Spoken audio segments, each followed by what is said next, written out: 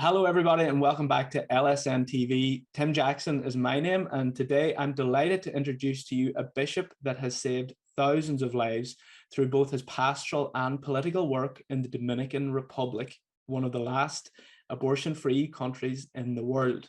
So welcome to the show, Bishop Víctor Masalles. Bishop Víctor, first of all, can you tell us a little bit about the pro-life situation there in the Dominican Republic and how it's remained abortion-free despite all the pressure that's being applied?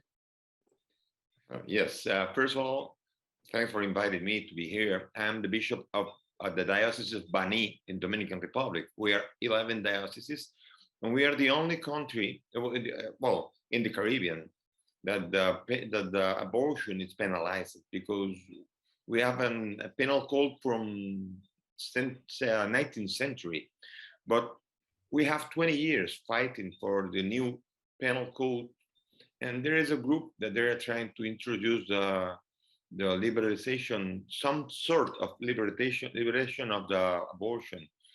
But in this moment, after 20 years, we have been always with the governments that they are trying to legalize the abortion, but strange is the most part of the Congress usually are pro-life, and they are asking us usually help because they have many pressure.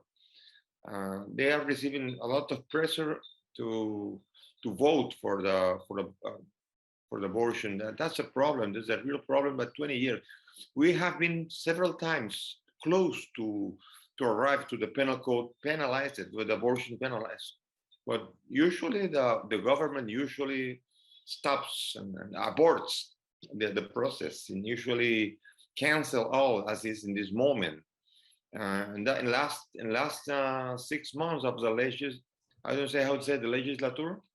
Mm-hmm. Usually, we were very close to even the Senate and the representatives. They were voting for abortion penalized totally, but the government again stopped all the things. We are in the moment that the government knows that the Congress is pro-life, and that's a beautiful thing. And we need to do. We need to keep in the pressure, because they are receiving the president of the Senate, the president of the representatives.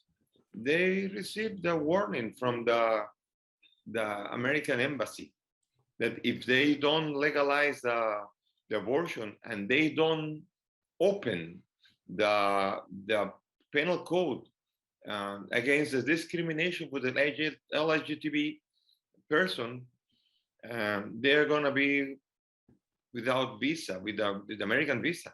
And that's the problem, because Dominican Republic is one of the less of the countries with less discrimination with the LGBT. We don't have discrimination here. We are a touristic country, and we're very open in this. But they want to put in the law. But they want to put in the law for another reasons. They want to introduce the agenda.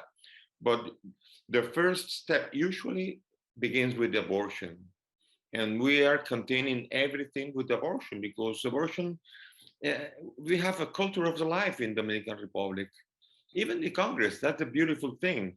And that's why after 20 years, we're still fighting, we're still keeping, we're still standing in favor of the penalization of the abortion. And we don't know we're going to be arriving there.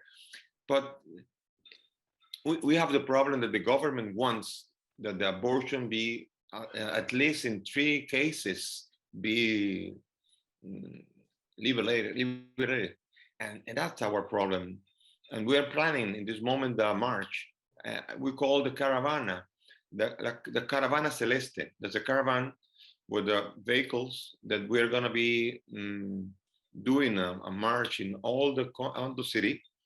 And we're planning this on March 26, because March 25 is a day, by law in Dominican Republic, is the day for the unborn child. And we're going to celebrate the mass, and we're going to be, It's remarkable to hear the pressure that has been applied by the West, by the US in particular, to try and interfere and overturn laws that protect innocent How about human there is in the beings in the memorandum? country. There is in the Biden memorandum in February of 2021. We have the memorandum that they announced it, that they were going to be doing this. So it's not strange because they say, and they are doing. And a president of the representative, they say that that there is a person from the UNICEF that they came to the office and they warned him about this. So And that so you mentioned as well a March for Life that's taken place. Thankfully, viewers of this show are in a position where they can try and push back against the US government's attempt to introduce abortion by going to lifefunder.com/DR is pro-life to donate to this attempt to try and retain a culture of life and support that March for Life. So if there are any viewers who are able to donate to the work that you're doing and the work that other pro-life activists are doing on the ground, that's lifefunder.com/DR is pro-life. But I wanted to talk to you, I suppose, more broadly as well about Latin America, because most recently we've seen just this week, Colombia has decided to legalize abortion. What is the main driving factor behind the laws, the pro-life laws that are being overturned?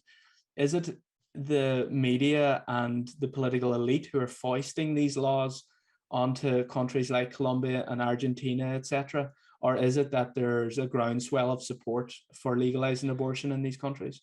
Well, there is an international agenda, and they are trying to introduce the abortion in all the countries. And this agenda is planning to put in all the countries under the laws of the abortion. And Colombia was fighting with this against this. So usually about talking about this, we're talking always as David against Goliath. Mm-hmm. Usually it comes many millions of dollars to Dominican Republic.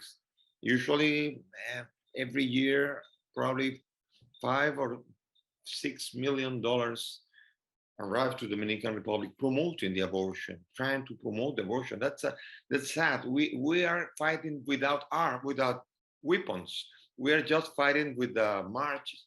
We are fighting with the presence, with the majority. We don't know if we are going to be winning at the end, but we have faith, and we are putting all the principles in front of us, standing for them. And the Congress has the same way. Are the media also in favor of legalizing abortion? I'm sorry? Are the media in the Dominican Republic also in favor of legalizing abortion?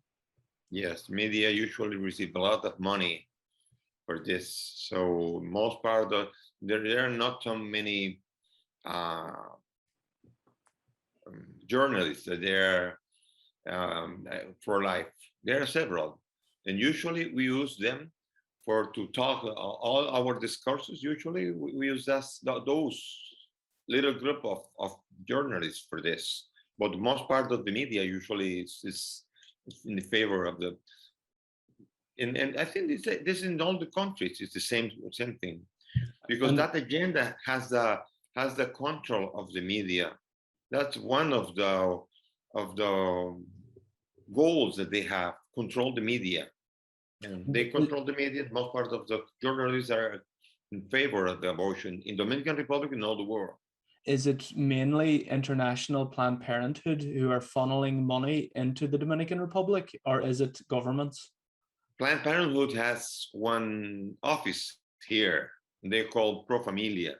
They receive usually 1 million every year, 1.5 million every year from Planned Parenthood to promote the abortion. So there are another organization that they give money for this, but Planned Parenthood usually promotes the abortion with $1.5 million each year. So that's a hard situation for us, but we are going to be standing. We need support. We have a big group of, and even the evangelical churches and the Protestant churches and the Catholic churches are working together for this. that's one thing that united us, because we usually the Protestants in in Latin America are very aggressive, not like in the States. In the United States, usually the convivence of the Protestants and Catholics are beautiful, but usually they are aggressive in Latin America. But that issue united us, and we are fighting together with this. We are planning all the march. We're planning one march, and they plan another march, and we're supporting each other, and that's beautiful. And there is a big group of evangelical representatives in the Congress. So usually they ask us, even to the Catholics, they ask for help supporting them. They are alone because they are the majority, but I don't know why there's a power. Then they feel that even being majority, they feel weak. They need help. And that's strange. But that's usually normally, because in all the world, this agenda has more power than the majority. Yes. And so tell us more about the March for Life that you're organizing. You said it's a caravan. Is that in a convoy of cars around the island? Yes, there will be two marches. One is going to be the caravan of the life, and we are going to do it in the afternoon of March 26th. That's Saturday, because March 25 is the day, by law, there is a day of the unborn child, and there's going to be a mass in the cathedral. And then on the next day, on March 26th, in the afternoon, we're going to do this caravan, leaving for one point of the city, arriving to the Congress. We organized this on Saturday for not disturbing the traffic. Even the Dominican Republic traffic is very difficult, and we don't have to disturb. We're planning this on Saturday, but usually in the news there are going to be appearance, and the Congress will receive a lot of support with this march. So we are trying to convoke not only the Catholic Church, even the Protestant churches, all the Christians, and even there are a big group of people that they are not believers, but they are pro-life, because they understand the life as a thing to defend. So it's beautiful this, because the notion of the pro-life is not only Christian. They usually are trying to put that's a Christian issue, but it's not a Christian issue. It's a medical issue. Is a judicial justice, and even the Christians, we believe in this, and that's beautiful. But we are planning this for the next month, and we are really excited with this. We're needing support, because there is a lot of things that we need to put in order to celebrate this march. So that's the thing that we're planning. And it obviously costs a lot of money.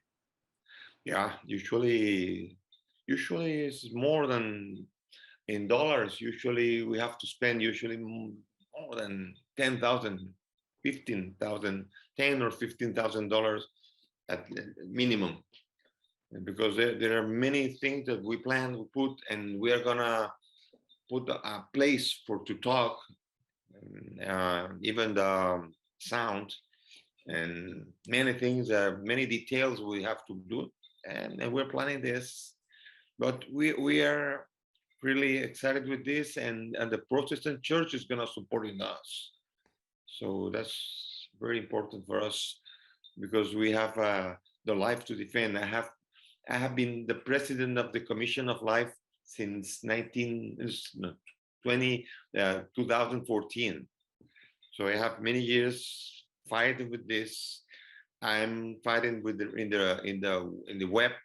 We are in all the different ways. We are doing presence in the Congress. There are many Catholics and many Protestants that they're going to the Congress, and they talk with the representative and the senators, and usually they receive delighted.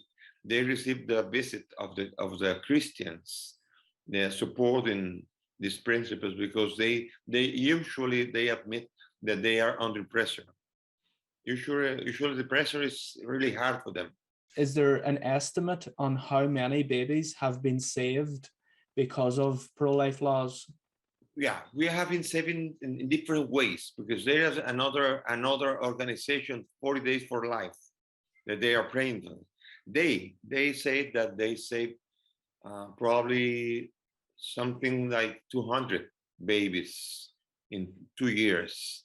But there are other ways. Usually we have organizations that receive the women that they are pregnant. For example, in Baní, we have an organization that we receive all the women that they are alone and they are in risk to abort, and they receive, and we give all the attention, medical attention, all the vitamins, and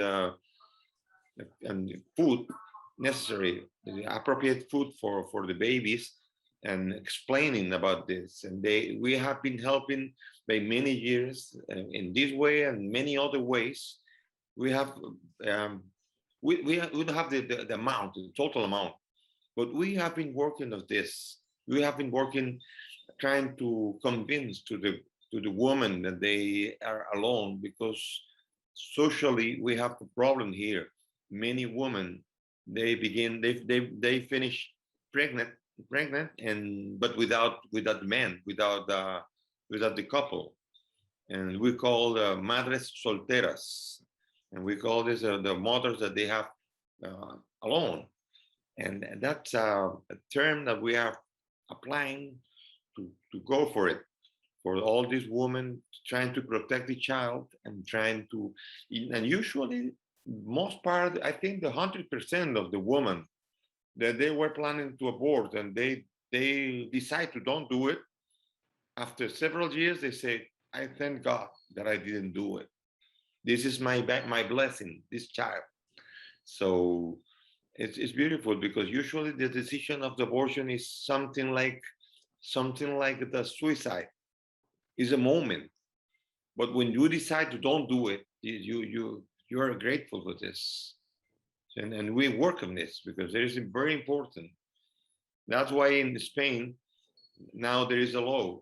You can't pray near to the hospital that they practice the abortions, because they know that if you try to convince to the woman that is going to be doing an abortion, it's easy to convince her, because usually they don't do it, convince it. They do it in a desperate case. But when you support them, usually you are successful. It's remarkable, really, to see a bishop who's standing in the breach and holding back a culture of death fearlessly. And I suppose my last question is, where do you get your courage? Usually the Lord. Usually I defend the Lord because I have received retaliation with my work. Retaliation? Baní, the Diocese of Baní, as all the dioceses in Dominican Republic, usually receive help, economic help from the government.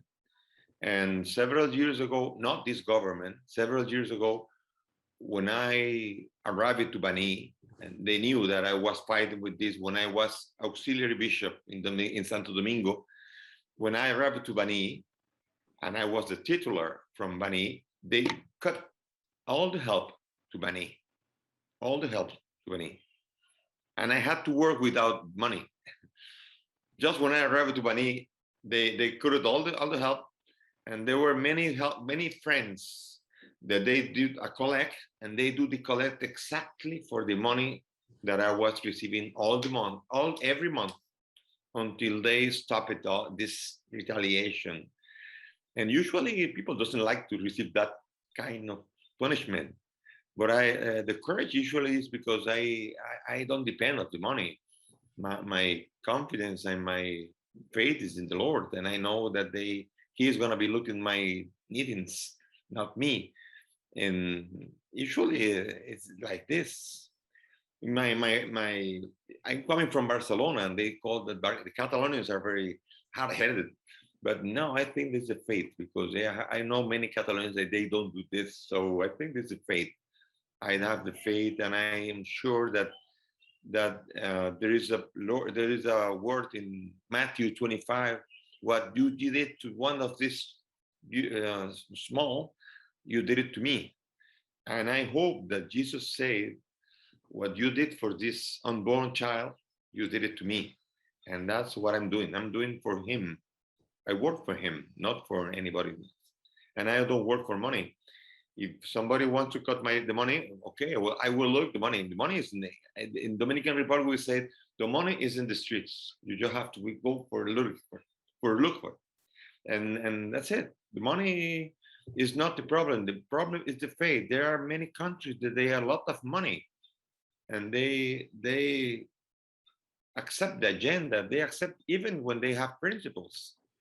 Most part of the bishop they don't like to enter in this kind of fight, because this fight usually you have problems not only out of the church, even in the church, because not in the church, not everybody is in favor of this fiercely fight for defending the life. So that's a problem, and I am convinced that I have to do it, and I will until the church asks me to do it.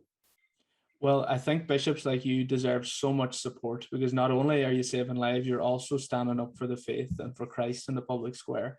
And so if anyone is willing to donate to help you in your work and to organize that March for Life and protect one of the last abortion-free countries in the world, please go to lifefunder.com/DR is pro-life.